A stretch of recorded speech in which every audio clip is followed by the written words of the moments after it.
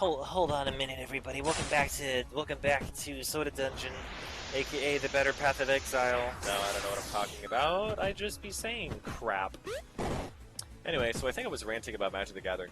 I was playing Tatiova, a Tatiova deck for the longest time. It was blue-green, and what happened was it was fun, sort of, when you basically were able to show people, like, hey, this is what it does. It's literally just me playing solitaire.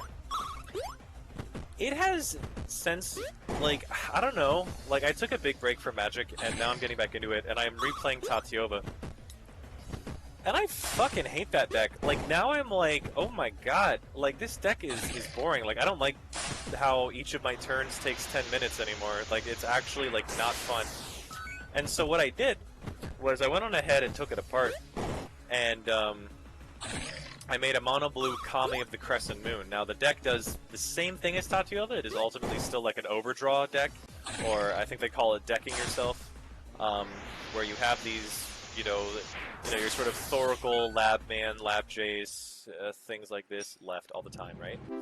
And what happens is, you know, it's still a matter of, you know, overdrawing yourself, and I have a leveler in there, so, you know, drawn to that leveler says, you know, when this ETBs, exile your deck, and so then it's like, cool, exile deck, draw into Thoracle, Lab Jace, or Labman. Now, I don't actually have a Labman, but I probably should get that in there at some point, even as, like, just a proxy right now.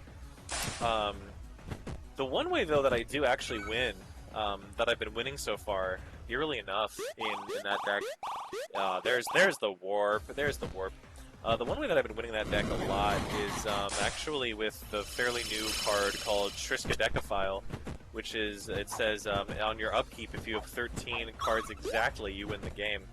Well, that's like super easy for me to do, because at least in that deck so far, it's been relatively easy for me to do, because I'll have Triskaidekaphile out, and then like in the next like turn or two after he's on board, I'm able to, with a lot of just, because I also have a lot of, like, the way that the deck works is it's a lot of low-cost blue cards, and then I have a lot of cards that say, like, whenever you draw a card, draw another one. I've got, like, Alhamret's Archive, like, double reflection, twin reflection or something. It's like a 7-drop in mono blue. It's like weirdly expensive, but I've got some ramp. And then I've got, obviously, Teferi's Ageless, and then I have, I've got the mono blue version of Phyrexian Arena. It's like it's literally, it's like the same colors too. It's like blue colorless, how Phyrexian Arena is black colorless. And it's a blue enchantment that says the same thing. So it's except on upkeep and lose a life, it basically reads just you draw an extra card on your draw step or something. I forget what it's called. I think it's like some sort of, it's in relation to a god of some kind. I think it's like Crufix's Insight, I think. I don't know. But it's basically it's mono blues Phyrexian Arena. Let's see. So by the time I got all those cards on board, by the time I got Triskaidekaphile out, I pretty much have a turn or two, and then, you know, I'm being able to draw these cards, and then what I do is I draw more than 13, and then play like 2 of them. Like, let's say, like, or like, for instance, if I draw 15, I play 2 of them. Once it circles back to me on upkeep, no one had any answers, no one knocked me out of the game, or killed Triskaidekaphile, then I win, because it's just like, well, you know, like, this is quite literally a win-con card, you know? And that's kind of the one, like, a slightly broken thing about Magic, is Magic has these effects that are like, if you do this thing, you win the game. Which, like, you know, I don't think, I think Yu-Gi-Oh! Might have, like 1 or 2, like, very small amount of cards that say stuff like that. Hearthstone definitely doesn't do that. Pokemon, you know, it's so funny, I haven't kept up with Pokemon, in a bit.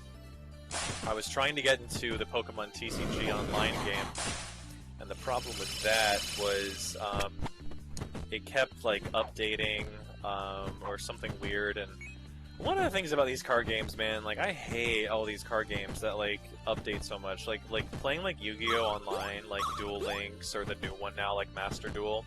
It's fairly annoying because they're always like trying to update, and the updates take a little.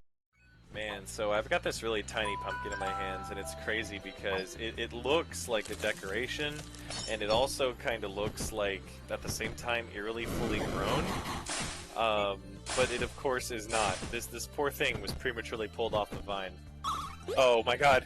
I'm trying to toss it around in my hands, and it's actually just a Super Ball, like from one of those like arcade quarter machines in Chinese buffets. Like, oh my god.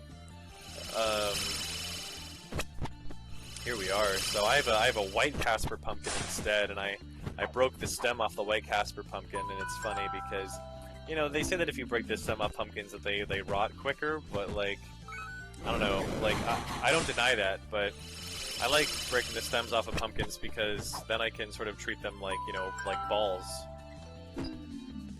Like big balls. No, like of course like bouncy balls and catch balls, but yo, leave a comment down below saying how your Halloween was. I had a pretty epic Halloween.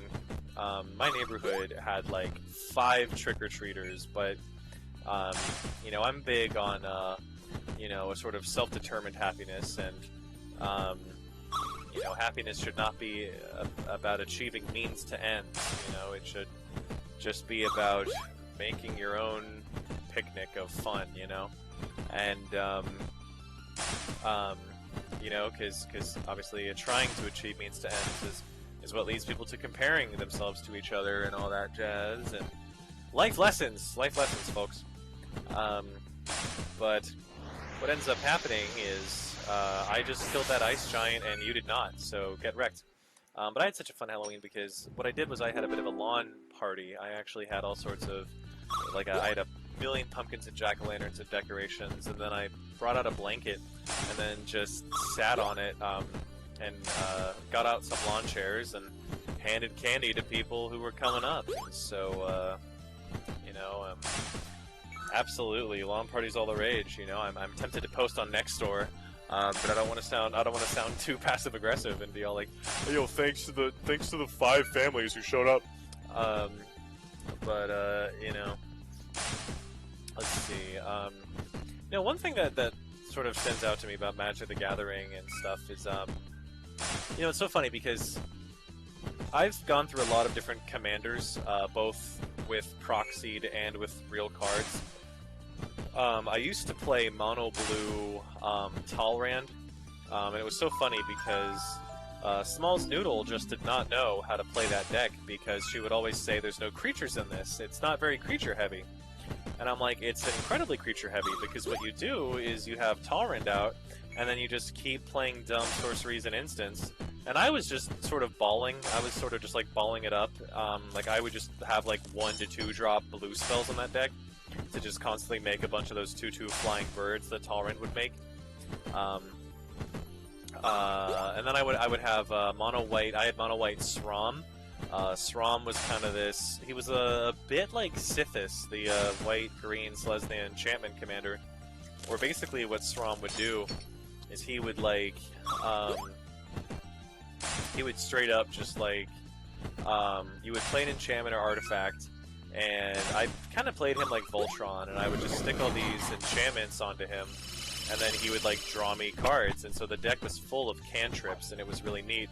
And it was funny because, you know, there's always this joke in Magic that like white doesn't really have like draw power, and I totally get where that comes from, but because white doesn't really have good draw. But I made mono white Srom because he himself, and the way that deck is set up, does. So he totally blows that stereotype out of the water. One of the you know, when I look back at the decks that I've played, I am a bit nostalgic for them. But I don't really ever want to like remake them or play them again. I've done that a few times. I had a Selesnya Kyler. It was like a human tribal. It was humans tribal Kyler, And what happened was, made it once and then kind of took it apart, and then I was like, wait, why did I do that? This deck is so fun, because you basically are doing Elf Ball, but with humans, where you're basically balling up these humans. Because Kyler would get counters, and then his counters on Kyler would make the other humans stronger, equal to his counters, and it was basically a lot like Morrowind Elf Ball. But... Oh, jeez!